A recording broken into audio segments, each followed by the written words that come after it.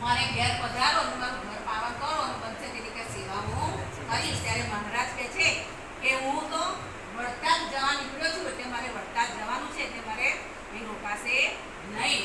તો પછી જવાશે નહીં. તો પછી જે હોય છે ને રામભાઈ એ પછી વાત કરે છે એમ કે આ તો ગામ કેવું છે, સત્સંગી નથી, કુસંગનો બધો એ છે.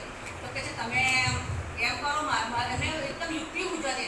એટલે જે બેડું હોય છે ને પાણી ભરેલું, એ બેડું કઈ મૂકે છે? શ્રી હરિના ચરણમાં મૂકી દે છે. અને મહારાજને કહે છે મહારાજ તમારો અંગૂઠો નહીં બોલો. મહારાજ વિચાર કરે છે કારણ અંગૂઠો કેમ બધું. મહારાજ પૂછે છે રામભાઈને કે તમે હવે પાણીને શું કરશો? રામભાઈ કહે છે આ પાણી હું લઈને જઈ કઈ નથી રામના કુવામાં પાણી બધા પીશે તો સત્સંગી થશે અને એનું કલ્યાણ થશે. તો સત્સંગી નતા છતાં પણ એણે બધાના કલ્યાણ માટે ભગવાન જોડે પોતાનો પગનો અંગૂઠો, આજે ભગવાન તો લેવાના જ નતા, એટલે તો વળતા જ જવાનું છે, પણ જો બીજાના કલ્યાણ માટે પણ કહે છે એમને આટલો એ કરે છે. એ બ્રાહ્મણ હતા.